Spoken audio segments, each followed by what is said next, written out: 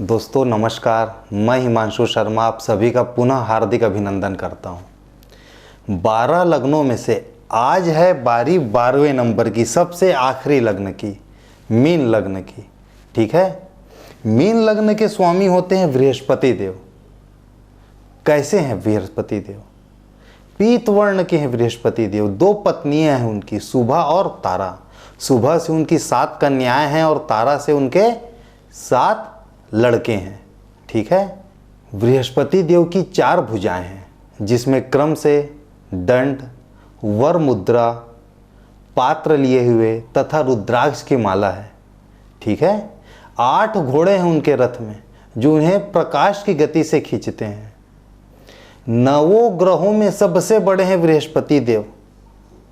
भगवान के गुरु हैं, देवताओं के गुरु हैं, वो देवताओं के मंत्री हैं। वो उनके साथ बैठ के दिशा निर्देश के ऊपर डिस्कशन होता है उनका, किस चीज को कैसे किया जाना है।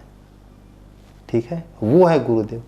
बच्चे के कारक गुरुदेव, स्थायी संपत्ति गुरुदेव, मान सम्मान गुरुदेव। सब चीजें तो आधी से आधी चीजें तो कुंडली के गुरु के पास अकेले है।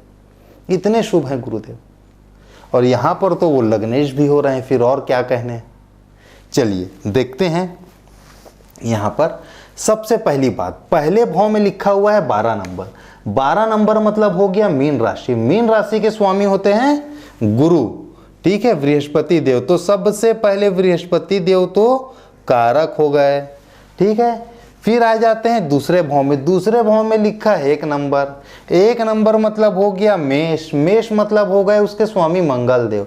लग्नेश के मित्र होंगे तो कारक है, नहीं तो अकारक। तो नंबर 1 लग्नेश के मित्र हैं, इसलिए कारक हो गए। ठीक है, नंबर 2 मंगल देव की एक और राशि है, जो यहाँ पर 8 नंबर लिखा हुआ है, वृश्चिक राशि। वृश्चिक राशि के स्वामी भी मंगल देव है। और यहाँ पर वृश्चिक राशि को त्रिकोण का भाव मिला हुआ है। त्रिकोण के स्वामी सिर्फ और सिर्फ कारक होते हैं। तो यहां पर मंगल देव फिर कारक हो गए इस कुंडली में। ठीक है, गुरु भी कारक हो गए और मंगल भी कारक हो गए। फिर हम आ जाते हैं तीसरे भाव में। मैं चौथे में उंगली रख रहा था।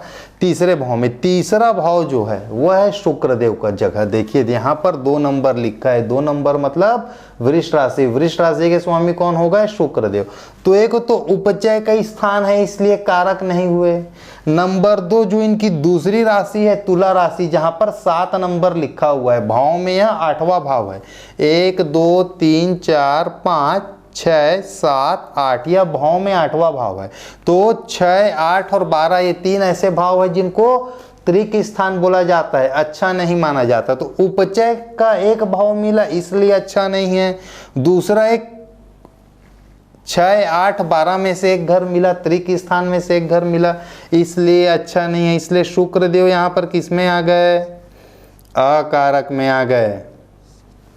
ठीक है, फिर हम आ जाते हैं चौथे भाव में। चौथे भाव में लिखा है 3 नंबर। थोड़ा सा समझिएगा, चौथा और छठवा, 3 मतलब हो गया मिथुन, 6 मतलब हो गया कन्या। इसके भी मालिक बुध देव, इसके भी मालिक बुध देव।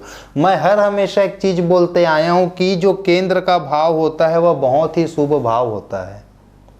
लेकिन है क्या, देखिए यहां पर गुरु को भी 2 अलग अलग केंद्र के मालिक हैं, तो वो स्वयं मालिक हैं और 2 केंद्र अपने पास रखे हैं, यहां तक ठीक है।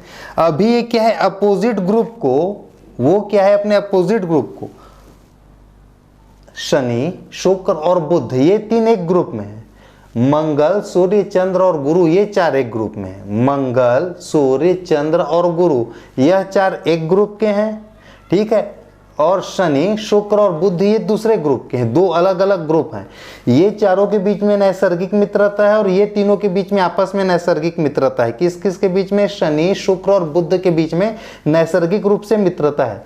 और इस तरफ गुरु, मंगल, चंद्र और सूर्य, ये 4 ग्रह के बीच में आपस में मित्रता है। तो इन दोनों के बीच में नैसर्गिक मित्रता नहीं है। गुरु और बुध के बीच में नैसर्गिक मित्रता नहीं है। ठीक है, दोनों के दोनों अलग अलग ग्रुप के लोग हैं।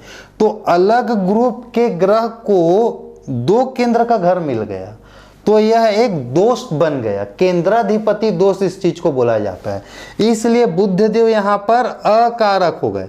हालांकि इसमें ऐसी 3-4 अलग अलग ऐसी स्थितियां हैं जहां पर यदि बुद्धदेव बैठ गए तो बहुत ही जबरदस्त परिणाम देंगे, बहुत ही अच्छा फल उनसे मिलेगा। ठीक है, मैं उन सब चीजों को भी कवर करूंगा।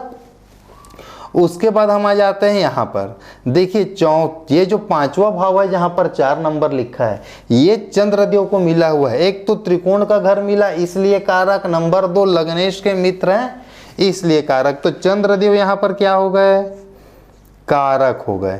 त्रिकोण का घर मिल गया मतलब कारक हो गया। ठीक है भाई, डिस्कशन का वहां पर कोई टॉपिक नहीं है। हालांकि उसमें भी ग्रहों की एक राशि होती है और एक मूल त्रिकोण राशि होती है। जब मैं डेप्थ में और आगे वाले जब मैं कुछ अगले अपने एपिसोड्स लेकर आऊँगा तो वहाँ पर इस चीज़ को मैं ज़रूर क्लियर करूँगा। चलिए फिलहाल अपन अगले भाव में चलते हैं। हम आ जाते हैं 6वें भाव में। 6वें भाव में कितना लिखा हुआ है, 5 नंबर। 5 नंबर मतलब सिंह राशि। सिंह राशि के स्वामी कौन हुए, सूर्य देव।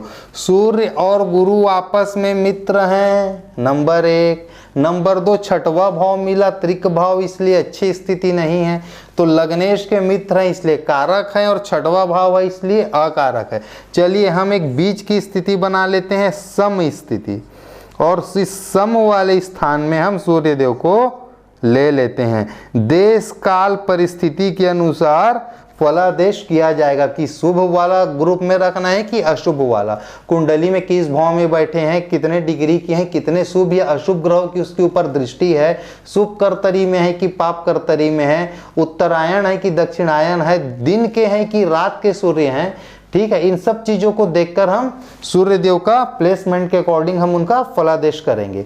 फिलहाल मैं इसे सम वाली स्थिति में ले लेता हूं, ना कारक में ले रहा हूं ना अकारक में ले रहा हूं। ठीक है, चलिए आगे बढ़ते हैं। इसको तो हम बुध के साथ देख लिए थे 6 नंबर को। 7 नंबर को भी हम शुक्र देव के साथ कवर कर लिए हैं। फिर 8 नंबर मंगल देव के साथ हो गया है, ये हम लग्नेश के साथ गुरु का देख लिए। फिर हम आ गए यहाँ पर 11वें वाले भाव में। 11वें भाव में लिखा है 10 नंबर। एक तो 10 नंबर मतलब उपचय स्थान, कारक नहीं। नंबर 2 इसके मालिक है शनि, और यहाँ पर के मालिक गुरु। लग्नेश और शनि जो हैं आपस में अति मित्र नहीं है, लग्नेश और शनि आपस में अति मित्र नहीं है, इसलिए अकारक।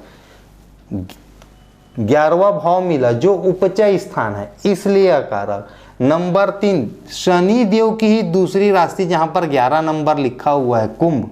ठीक है, यहां पर के भी मालिक शनि देव हैं और यह त्रिक स्थान में से एक है, इसलिए भी अकारक। तो 3 कारण है शनि देव के अकारक होने का। क्लियर? चलिए, तो शनि देव भी हम यहाँ पर अकारक वाले सूची में ले लेते हैं। तो इस प्रकार से गुरु, मंगल और चंद्र यह 3 कारक ग्रह हैं। शुक्र, बुध, शनि यह अकारक हैं, और सूर्य देव का देश काल परिस्थिति के अनुसार फलादेश किया जाएगा। ठीक है, चलिए फिर आज के इस कार्यक्रम को हम यहीं पर समाप्त करते हैं। और आज के कार्यक्रम के तो साथ ही साथ लग्नों के ऊपर भी जो हमको 12 अलग अलग कार्यक्रम हम लेकर आए थे, आज वो भी खत्म हो गया। अब हम कुंडली में बनने वाले योग और दोष को देखेंगे।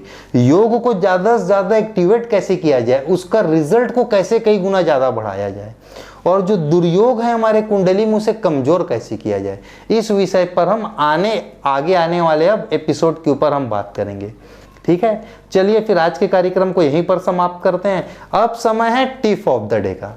देखिए, आजकल अधिकतर घरों में भोजन करने के लिए डाइनिंग टेबल लगा हुआ रहता है। ठीक है भाई, डाइनिंग टेबल आप जब भी खरीदें तो या तो वर्गाकार खरीदें या आयताकार खरीदें, गोल ना खरीदें। ठीक है, देखिए वर्गाकार मतलब जिसकी लंबाई चौड़ाई सब के सब आपस में बराबर हो, आयताकार मतलब लंबाई आपस में दोनों बराबर हो और चौड़ाई बराबर हो। ठीक है, तो जब भी खरीदें तो 4 भुजा उसका होना चाहिए, इस एक चीज को ध्यान रखें। सर्कल के आकार का ना ले, नहीं ओवल शेप का ले, अंडाकार का जो शेप होता है ऐसा भी ना ले। इसमें क्या होता है, असल में जो चारों कॉर्नर है ना वो कट जाते हैं, और वास्तुशास्त्र में उस चीज का बहुत बड़ा महत्व है, बहुत बड़ा महत्व है। तो जब भी भोजन करने बैठे हैं, सबसे अच्छी बात तो यह है कि आप जमीन में बैठकर पालथी मोड़कर करें, लेकिन लेकिन नहीं भी होता है तो कहीं कोई इशू नहीं है, आप डाइनिंग टेबल में ही बैठकर करें। लेकिन जब भी आप डाइनिंग टेबल खरीदें तो हमेशा या तो वर्गाकार खरीदें या आयताकार खरीदें, ठीक है। वृत्ताकार या अंडाकार ना ले, सर्कल के शेप में या ओवल वाले शेप में, ठीक है, आप डाइनिंग टेबल न परचेस करें। ठीक है, चलिए फिर आज के लिए इजाज़त दीजिए। फिर अगले कार्यक्रम में हम कुंडली की योग और दोष के विषय में एक साथ बैठ के यहाँ पर बात करेंगे। आज के लिए नमस्कार।